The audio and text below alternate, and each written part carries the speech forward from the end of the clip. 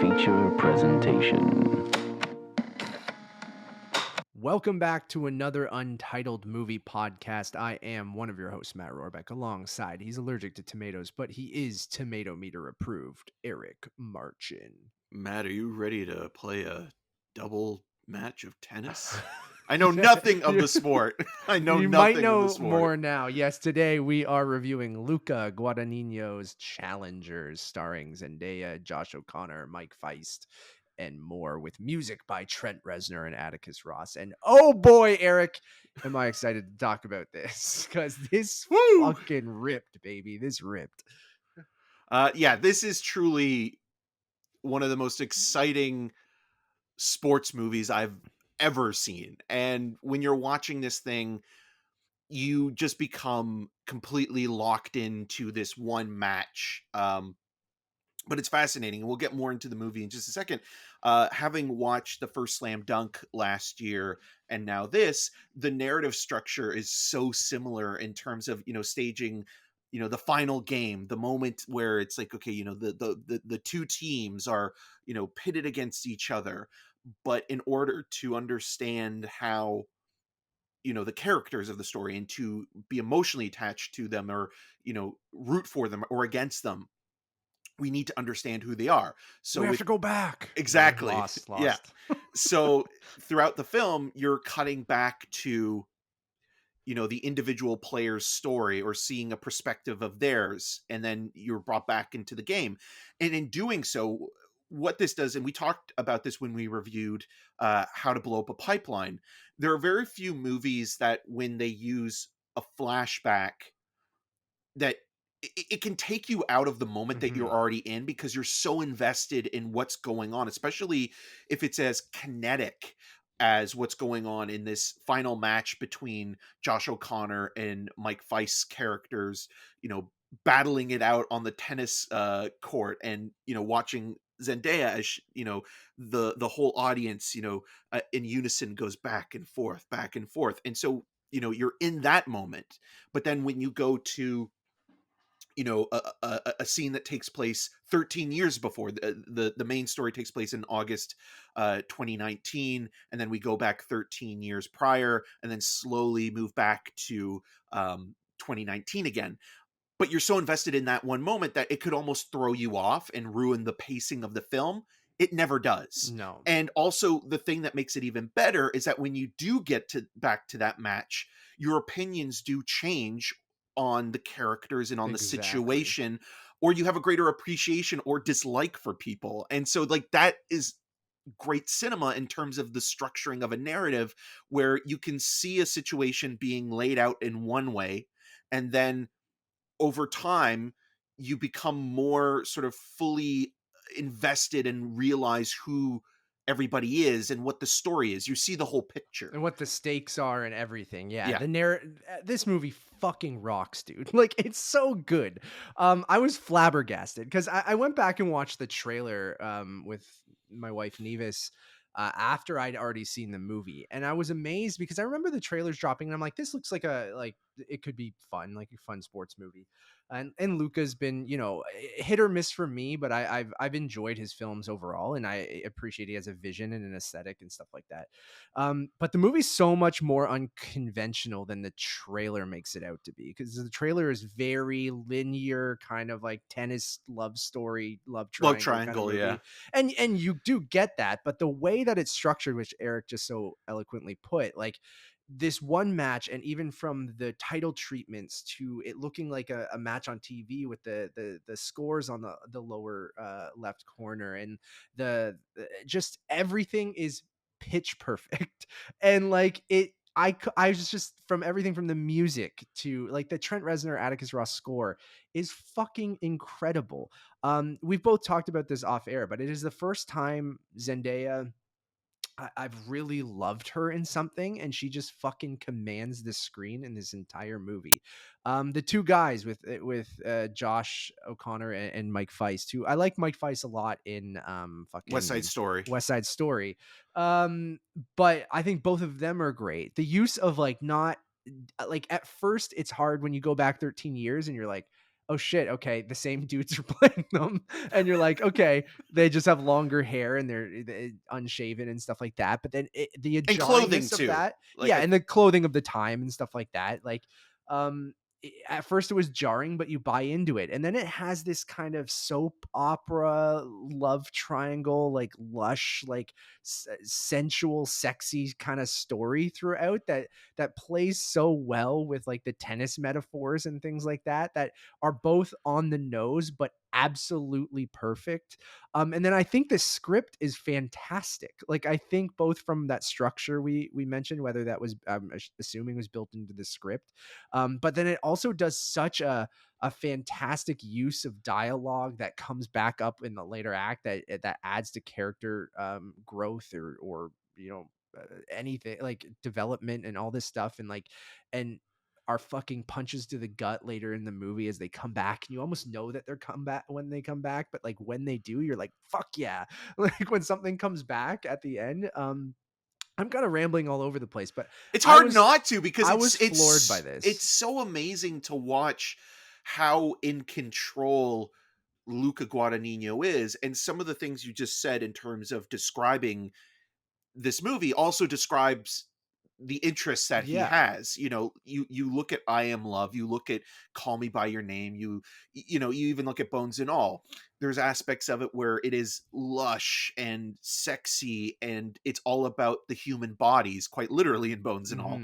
Mhm. And you know, he has a melodramatic flair, and it's very Yeah. cinematic and operatic, and can be maybe overpowering at times. But for this type of story, it works perfectly, because you know, I'm not a sports guy, but watching you and my brother, you know, be so invested in watching, you know, hockey on a TV screen, you see that sort of excitement and passion in Zendaya's character and Tashi, and you know, going from someone who, you know, is an aspiring prodigy to having you know, life-changing injury with a knee, and in terms of, you know, what she has to go through, and then becoming a coach, and then, you know, living vicariously through one of the other characters in terms of, you know, pushing as far as you can go, even though it's not you doing it, and you're kind of using an avatar in a way to do so. Mhm. And so, you know, and the obsession, I think obsession is another thing that's so important with this, because you see, you know, and I'm looking at this from the autistic perspective of Zendaya, the way that she talks about tennis, it's such a part of her life. It consumes her in a way that, like, she has so much respect, not only for the sport playing it, but knowing it and knowing every aspect of it, that sometimes she could be perceived as cold or emotionless, you know, when she's in a relationship with somebody, or you know, is she using somebody in order to get to a point where she wants to? She's ambitious, she has, you know, desires, and so we're watching that as well play out in such an interesting, um very both progressive, and I think fully realized in terms of each character. There's not one person in this love triangle that doesn't feel fully developed and doesn't feel like they have their own interior lives, and they're not just simply serving uh, one of the other characters. Everybody Yeah. has, you know, obviously there are love affairs and alliances, but there's also um anger and hatred and uh, just complete disrespect, and all this stuff works so beautifully. You know, I think, you know, Zendaya, this is a movie star performance for her, and Yeah. like you were saying, I honestly, I liked her in the Spider-Man I've movies, always liked her, and but I've never seen Euphoria, but I've always kind of felt like, oh, is this something that's been marketed to me, that I'm supposed to like Zendaya in the way that, like, oh, she's the greatest of all time? And it's like she hasn't really earned it, and it's not necessarily her; it's more so the optics around her. With this, I get it, because the reaction shots, the expressive sort of looks that she has, and how she's calculating things, it's, you're just glued into it. But I think the performance for me that I keep thinking about, and I'm really surprised by this, because I thought he was a second rate Hugh Grant, and I'm not even a Hugh Grant guy, I think Hugh Grant's awful, is Josh O'Connor. I think Yeah. Josh O'Connor as a dirtbag fuckboy Hmm. is absolutely incredible. And you should kind of be rooting for him in certain scenes because of where he is in his life Yeah. compared to where Zendaya and Mike Faist are in their lives. But then Zendaya kind of sets the record straight in a moment that's also very much going for the throat. Oh my And then God. you Yeah. realize, oh yeah, I shouldn't be rooting for this guy, even though, like, compared to the other two, he's at this stage. And yeah, you talked also about, they're not relying here on makeup to age them up. I don't necessarily believe that they're in their late 30s, early 40s by Hmm. 2019, but the haircuts and facial hair and clothing changes and the posturing and the performances all feel like, okay, you're seeing the evolution of the character throughout these 13 years, and each character feels like they've grown up, and in some ways they haven't. And that's also what makes it fascinating. And I think this movie also deserves, we'll talk about the score in a second. I think the film also deserves a best makeup Hmm. nomination for the actual scars and Yep. the wear and tear that On their bodies bodies and what take. sports take. Yeah. The what sports do to your body, like especially intense sports and things like that. Yeah, I think the performances from the all three of them in that, I think that's it shows any movie that uses like de-aging and things like that. And they're all relatively young. They're in, Zendaya's only 27, Josh O'Connor and Mike Feister in their mid 30s. So that makes sense for the 2019 sequence. But the way that they go back, although it's like jarring at first in that kind of, 90210 kind of 30-year-olds playing high schoolers kind of way, like where they're all supposed to be 17. And at first it is, but then you kind of, the performances are so good, and the clothing and the just the hairstyles and things like that. Like at first you're like, oh shit, okay, this works. And I wish more movies just did this in flashbacks, if you can make it work. And that slow drip with that going back to that, the challengers match, and then going back in 13 years later, 10 years later, 8 years earlier, or whatever, that's what I mean, 1 hour before. yeah, like it's just perfect. And it develops these characters, and like you mentioned earlier, of revealing new things, and putting different stakes on this match, and showing you stuff that I don't even have the words for it. Just, it's so thoroughly entertaining. And like, I kind of thought of it of like one of these like sexy like romance novels that like Nevis would read or something, or you'd pick up at an airport and read, like, kind of thing, but the most like art house version of that. And it's not as like maybe cheesy as that at all. Like, I think it's very satisfying in that romantic relationship between Sensual the, even. yeah, it just it works on every single level. And I do think it's the sexiest movie to have Taco Bell, Applebee's, Applebee's, Mountain Dew, and, or not Mountain Pepsi, Dew, Coke, Pepsi. Uniqlo, um all your the favorites are here. Yeah, I just thought the Taco Bell bag before, like, is very, it's just all these different things that I'm like, "Oh, this movie It's very just," contemporary yeah. too. Like, I think also that's why, like, it works so well, is because even the way that the characters, the relationships towards each other, certain physical gestures or movements, or, I was talking before about expressions, they're very relatable. Like, you see certain things and okay, I know what this Oh, person Dunkin' Donuts is too. thinking, or I know what this person feels. Yeah. Or, like, like, again, you think, okay, well, it's partly, the two guys going after the woman. There's something between the two guys as well, and that's Mhm. also, I think, very revealing, even in, a moment where, um, you know, Feist and Zendaya's characters are at Stanford, and you have Josh O'Connor's Patrick come in, and they're sitting and having a conversation, Feist and O'Connor, and O'Connor kind of pulls his face seat closer to him, and Mhm. that form of, like, those little gestures and intimacy in terms of the closeness and how Yeah. people become more comfortable with each other and expressing sexuality in film. Because this movie, you know, as it is shown in the trailer, the sort of why to mama tambien kind of moments between the three, it's sexually charged, but it's not explicit. Like there's Yes. nothing in the film that is gratuitous or exploitative or even so revealing that it's going to, you know, be the talking point in that way. It's just all, you know, window dressing in a lot of way. But it's how you think about it. It's how Guadagnino shoots bodies, and, you know, very much the Sweaty and sweaty, you know, he is a gay filmmaker, and you muscular. can tell that, like, he appreciates the male form, and he's also very much respectful of the three performers in these very, very intimate moments. And Yeah. it's not just simply the physical moments, it's the moments of conversations that I Yep. think really make a film like this just play to an audience. And it's a perfect match, It really really. is. And when you're watching it, I just feel like you are so, like, there were a couple times where I wanted to turn over to you and like give you a high five, I because I was like, dude, I know. I was We so were both like happy. pumping our fist. I was like slapping my leg. Like,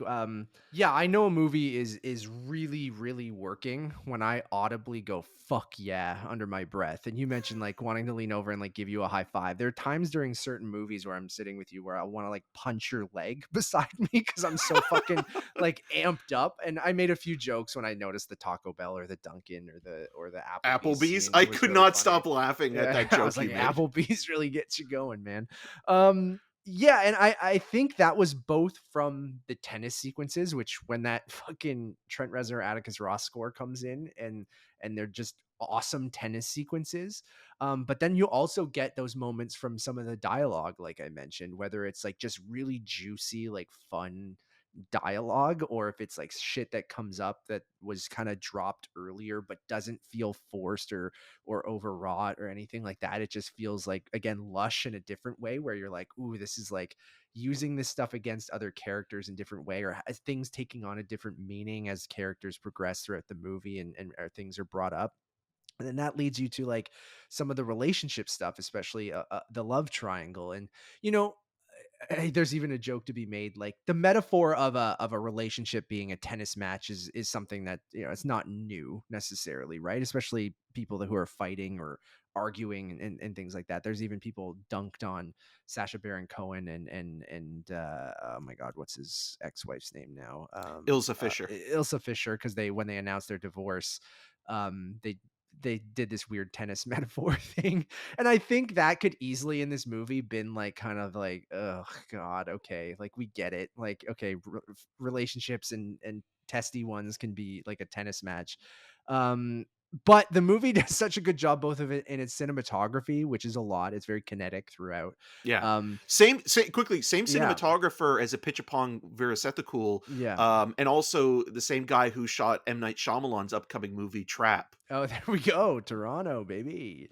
So I think the way that the cinematography, especially in the moments where characters are fighting, it's shot like it's that tennis match that you're seeing earlier, right? Which can be very on the nose and very obvious, but like it just works with the style of dialogue and the way that the movie's all set up, where you have the camera pan back and forth like it's a tennis match.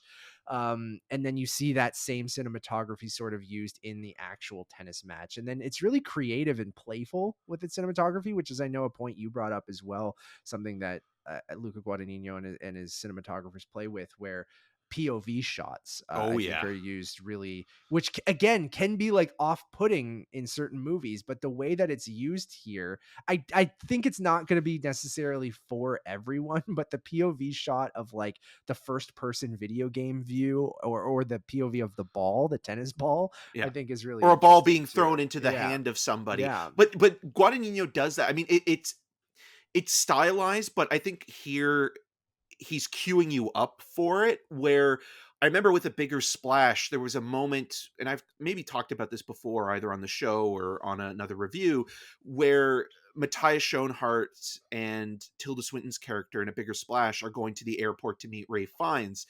and there's a moment where they enter the airport, and it looked as though something went wrong with the projector, like maybe the light bulb kind of blew it or what have you, but it was dark Yeah. when they entered um the airport. And I was thinking, like, what is going on? This is really strange. And then Matthias Schoenhardt, because it's a POV shot, takes off his sunglasses and it's back to the normal lighting again. And it's like shots like that. I'm like, that is so creatively inspired when you can find an interesting angle or shot that otherwise could probably be, composed traditionally and just done in very kind of straightforward back and forth and relying completely on the editing. And even with the editing, there are moments in this movie that are so thrilling but also funny. Like, I think this movie is a very funny film at Yeah. times. And there's one moment that I laughed at, and it's not like a big shot or anything, but it's you know you have Zendaya and you have Mike Faist sitting in the locker room, and he's chewing gum and he's nervous, and you know they're about to walk outside of the locker room, and he spits the gum into her hand, and they walk in slow motion, and the Reznor and Ross scores plays, and then it's this it's this abrupt cut to them sitting in the hotel room watching the match on TV, and it's so static in terms of its look, and it sets you up for this big moment that you're waiting for, Yeah. and then Yeah. it cuts, and it undercuts you Yeah. because you're like, oh man, this is going to be great, and then you're like, oh, now you're watching it at home, and it weirdly feels like this kind of commentary on, like, this is a kind of movie that you, or with sports, maybe you get more out of it when you're there with the other people and you're Mhm. feeding off of that adrenaline and excitement of watching the game in a communal experience. And like, anytime I see someone watch golf on TV, I'm always like, I don't know how you can do it. And I watch 3 to 4 hour art house movies that are paced like an iceberg, Like a golf melting. match. Yeah, like a golf match. And so, like, I have a super high tolerance when it comes to that stuff, but with golf it's just like I can't do it.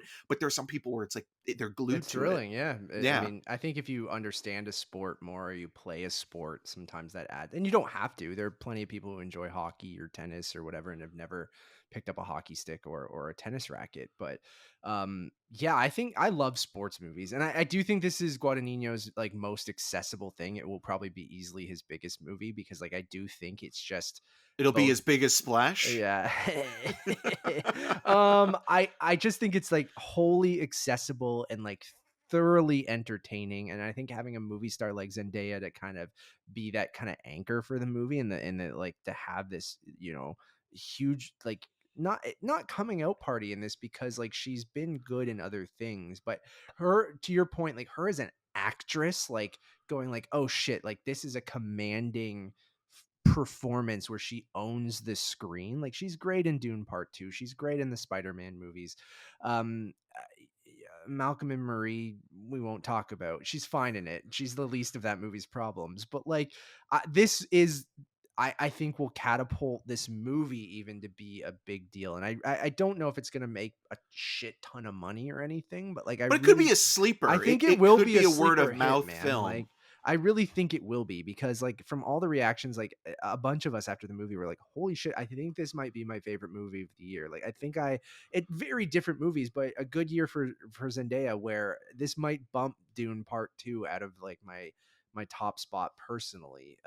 I haven't seen a ton this year. I've been kind of slow with seeing stuff, but um I just think this works as a great sports movie. This works as a great, sexy, like love triangle film. Like it works as this character study of these three characters, and like, and it gives you so much. But then there are also like little things that we haven't even talked about that I thought were done really well, and I don't want to get into here in case people haven't seen it. But like little character moments that give more about a character that they don't really even go into more, but how a certain character has maybe struggled and why his career hasn't taken off, and like things like that. Like it has some very obvious dialogue that works just because it is that juicy kind of like stuff, but then it is more subtle in other moments, even though the movie is very fast paced and kinetic. And like, it's over 2 hours. It does not feel like it at all because the pacing is incredible. And to Eric's point, like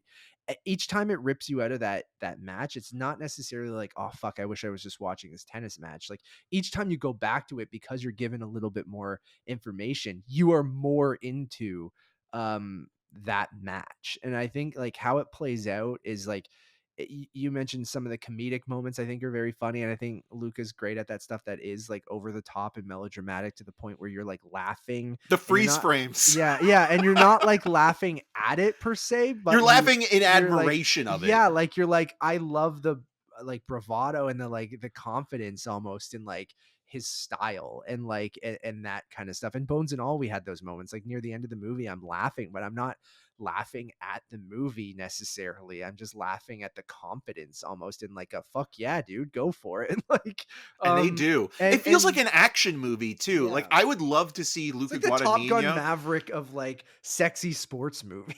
Yeah, Like, except they're not wearing jeans while they're playing yeah, tennis, which would be very funny. But I would love now to see Luca Guadagnino do like a big budget action movie, like because this to me felt as thrilling. You mentioned Top Gun Maverick, like it felt as thrilling as any summer blockbuster movie, but yeah, with the added bonus of the meaty dialogue and the sexuality and the sensuality and the playfulness with the structuring.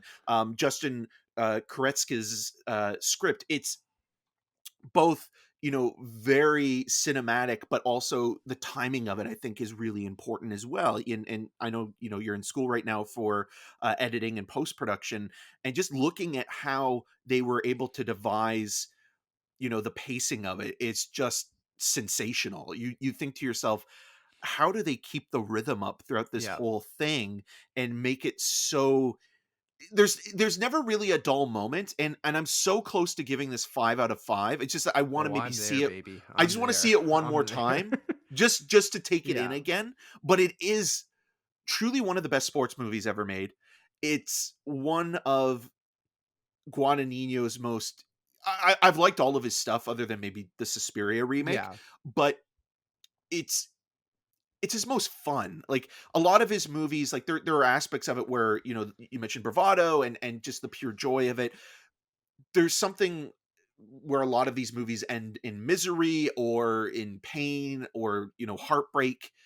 This ends in a way that maybe there is a little bit of that, but at the same time it leaves you buzzing after the film. And that's the kind of thing I think we seek out when we're watching any kind of blockbuster film or movies in general. We want to have that feeling of pun intended, I guess, euphoria that um you know movies rarely give you. And like Mhm. afterwards I felt like I had run like 30 laps Yeah. and drank And Gatorade and I was charged and I was ready to I go, had and a it just fucking Dunkin' cold brew and ate Applebee's and had yeah, fucking Crunchwrap it Supreme. reminded me why I love this Yes. together, like all I together, like it's everything about it exactly hits. I exactly feel the exact same way, and to use exact some more. I have to trust my gut when I feel that way after a movie, and you only get a couple of those per year. It's the same, and if that sometimes you don't even get one of those, right? There's movies you respect, there's movies that you appreciate, there's movies that you understand are a great film, or you can go, "Oh, that was excellent." Or But you it really really like, from but they don't yeah. go that final lap, you Yeah, know? and I think the last time, we recency bias is a thing and all these things, and I have a fucking goldfish brain, but like, I it reminded me how I felt after Everything Everywhere All at Once. For a recent example, buzzing is the perfect word. Like you finish a movie and you go, "Holy fuck! I might have just seen one of my favorite movies of all time, not to be hyperbolic, but like one that will stand with that group of movies that I really fucking love." And it might play different on a rewatch and something like that. And maybe it is a little bit of recency bias, but like I do have to trust myself when I when I am buzzing after a movie, and when you go and you just want to talk about it with other people, and you want to bring up lines of dialogue, or you want to bring up a specific freeze frame, or sequence, or and I know I've joked about it, but I love the movie's use of product placement in both a way that's funny and both a way that feels real in the world of like, yeah, these tennis players would have, brand deals and things like that, but I think it's almost satirical sometimes, like with the Applebee's sequence, or the Taco Bell bag, Well, or the I keep Dunkin' bringing that up. Donuts. I Yeah, mean, this I really it's such a shame because I don't think they're doing it. There if there was a tie-in with Dunkin' Donuts or yeah, Applebee's or or one of Taco the Bell. or Taco Bell, like talk Dunkin' Donuts has like an actual they're basically a character in one Yeah, key little moment, and it's just so in any funny to other movie that watch. that would not work at all. No, Like, I don't and know. even some of the songs that we hear to kind of give you the decade, or even Blackberry. Blackberry has a cameo in this as well. But like you have Bruce Springsteen's Tunnel of Love playing in the Applebee's, and like again, nothing is unintentional. Everything has a specific point to it, and there's almost a sense of humor to hearing that song in the Applebee's, or Nelly's Hot in Here Yeah. playing, and so you get the sense of the period, but also there's a kind of tongue-in-cheek quality to some of the humor, and it did remind me a little bit of, I mentioned it in my tweet, where like in terms of like sort of the thruple thing, or sort of three characters sort of intertwined in a romance.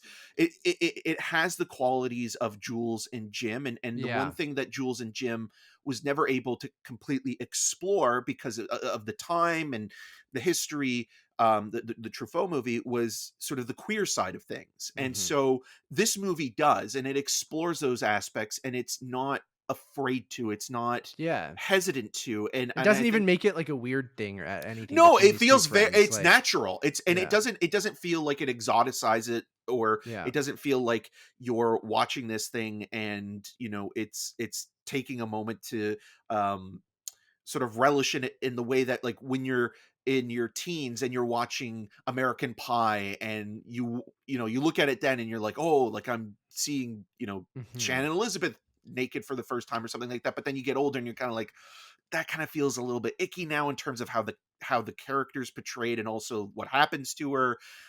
This treats sexuality and the the performances in a very honest and sensual way, that as described the way that you described the Prime bottle in the WrestleMania, it's tasteful and Tasteful and subtle. subtle in the middle of the ring. Yeah. Yes.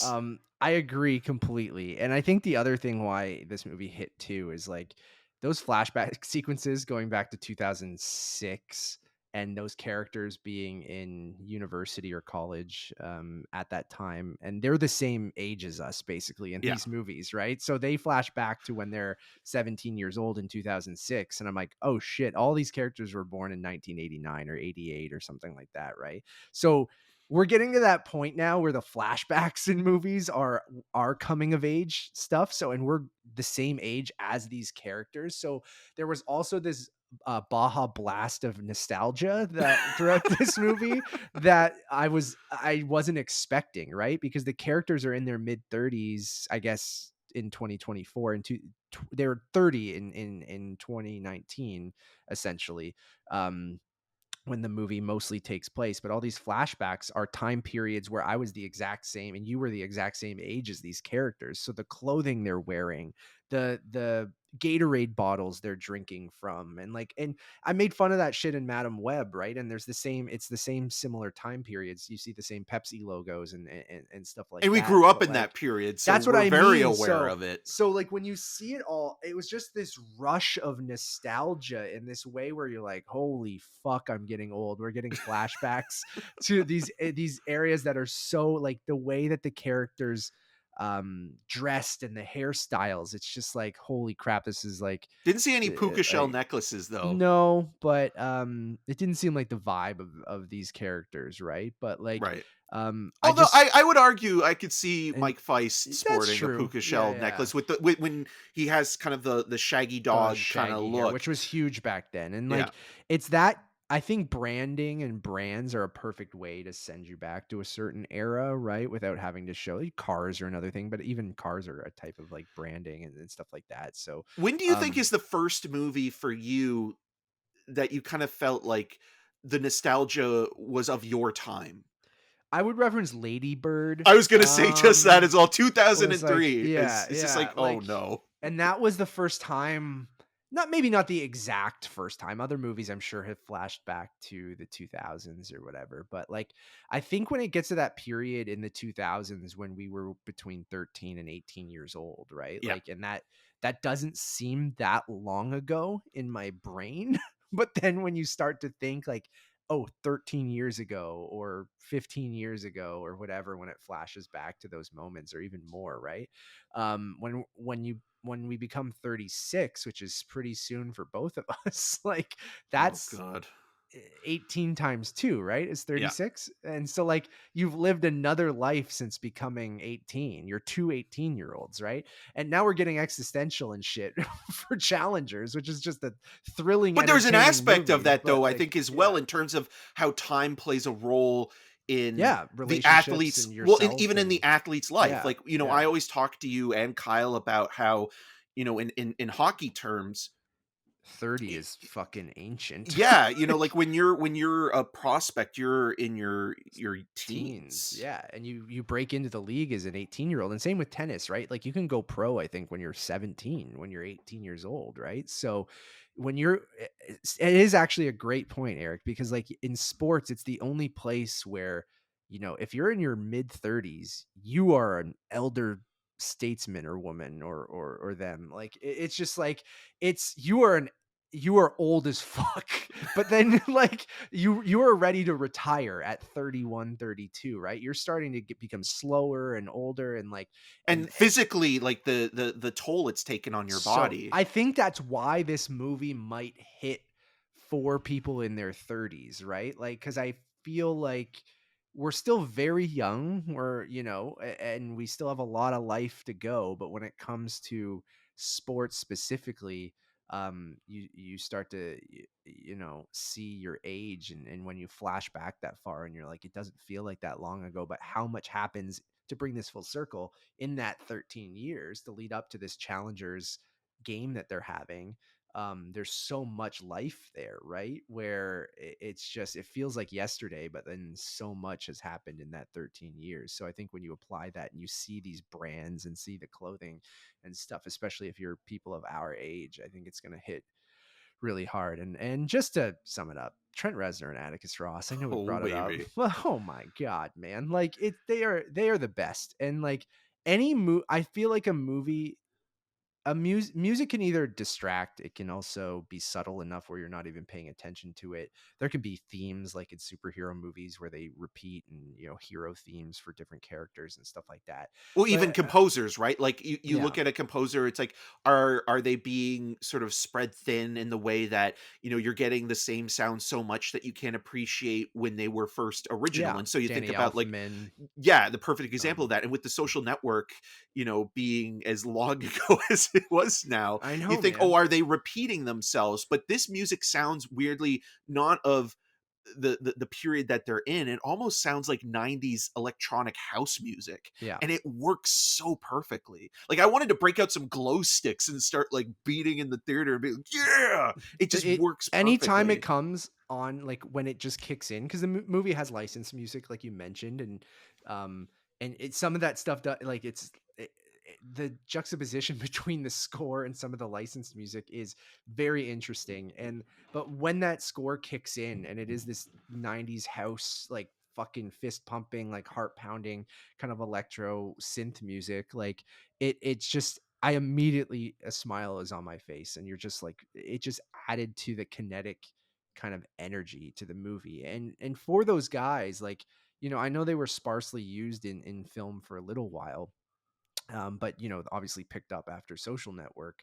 But they've done a great job of, I feel like I'm always excited when they're added to a film, or it's announced that they're doing the score to a film. Like Well, there's especially with certain, Fincher, right? Like, because yeah, Fincher, starting with the Social Network and even recently with The Killer, um, they always feel like okay, they're at home with him. But then when they venture outside, there are times where like you look at something like mid 90s, there's really not much even Ninja there. Turtles, I'd say, like Yeah, it but didn't then really like, Soul is so yeah, beautiful, and it's so different from a lot of the other stuff they've done. And even though like Mank, is in the Fincher wheelhouse, at least they're trying something that's appropriate to the time period.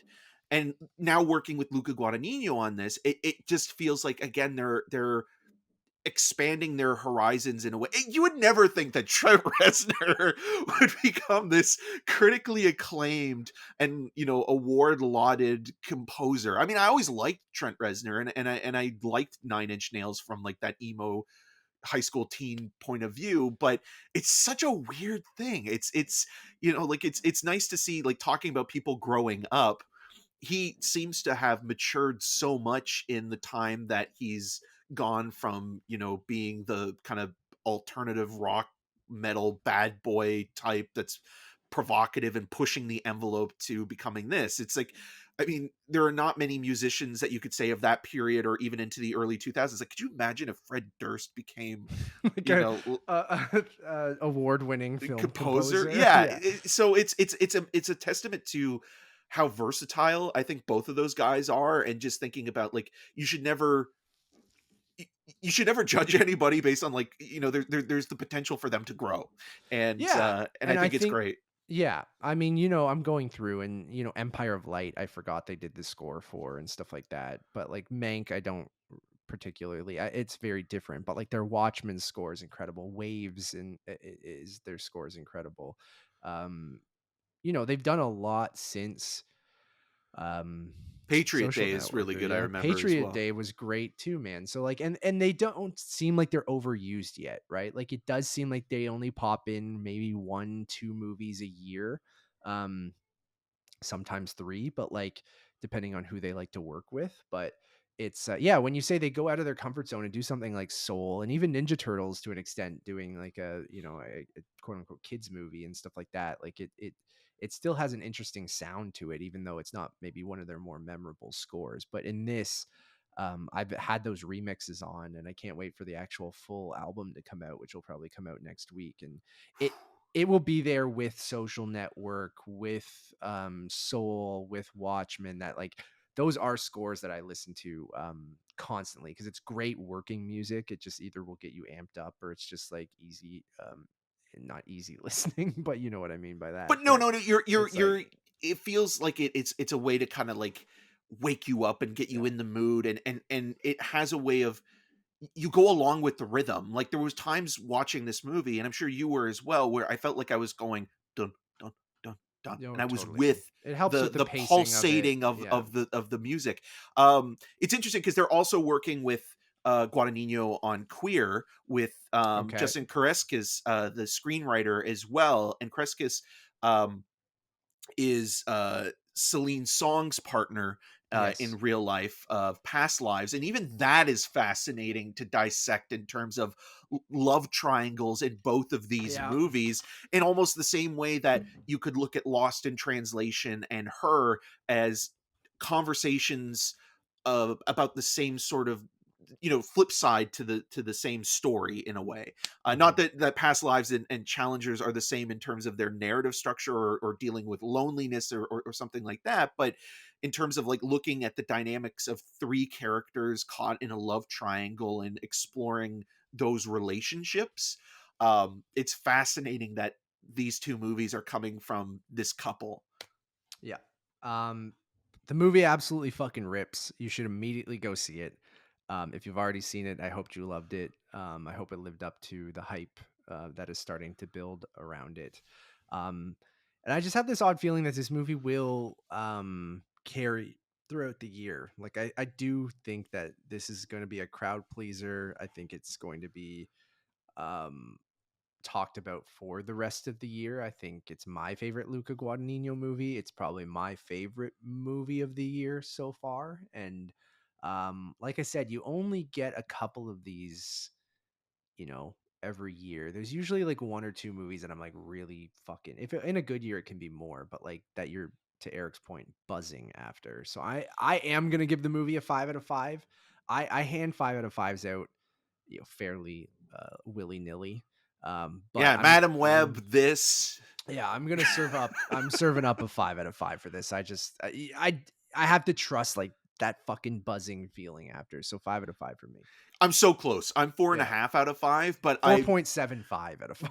that is the other thing that we should mention as well. I think like the buzz was there, but the other thing is, as soon as that movie ended, and this is also a good sign, I could have watched it again. Oh, absolutely. I cannot wait to watch it again. Yeah, and I think that's also telling of like how good a movie this is and how entertaining it is, but there's more meat on the bone than just simply being entertainment. Like there's so much to appreciate and dissect and think about, but ultimately I think it's the feeling that it gives you that will reward you as a moviegoer. Yeah. And it does not feel like 2+ hours. It feels like it's like 20 minutes. Like it goes by. Yeah. That's awesome. Thank you all for listening or watching. We really do appreciate it. Please go check out all of our other reviews.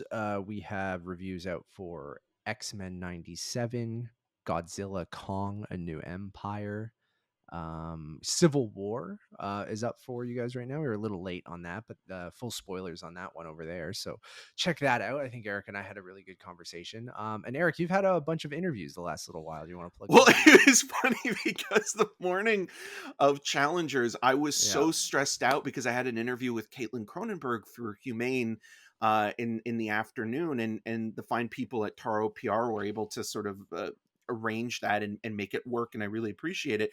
But you know, when you have something that's on your mind and you can't think about anything else, and it kind of ruins everything else that you're doing. Yeah, I usually, if I have one meantime, thing in the afternoon, I can't do anything until then. Usually. Yeah, Challengers relieved my stress. You know what? Fuck this. I'm giving it 5 out of 5. Yes, this Challengers relieved my stress, and I felt like I was so excited for the rest of the day. Like that's how good an experience. I went on the picket line with my wife, and I was like, I'm staying here all day with you. You're like, I'm a challenger. I'll challenge you guys. Pay the people what they deserve. Yeah. You know, support Nevis, support the workers. And I hope that that's resolved soon, but you know, pay what's fair. Yeah. So fuck it. 5 out of 5. Hell yeah, dude. Untitled _ movies over on Letterboxd. Follow me on all those social medias at Matt Rohrbeck. And you can find more of my video reviews on rogerstv.com/cinemascene. And on here as well, you know, I have an interview with Alex Garland for Civil War. As I mentioned, Caitlin Cronenberg will be coming up soon for Humane. There's an interview for Irina's Vow with Sophie Nélisse, who's also seen on the TV show Yellow Jackets. Louise Archambault, the director of Irina's Vow. I also had a quick conversation with, which was very nice. And then an interview coming up for the film Do Not Expect Too Much from the End of the World. So there's a lot of interviews coming up, Matt. And then we also have a really wonderful review of X-Men 97, which is crushing it right now. Oh my God. Talk about another thing that has taken the world by storm. Just like, no pun intended. All right. Until next time.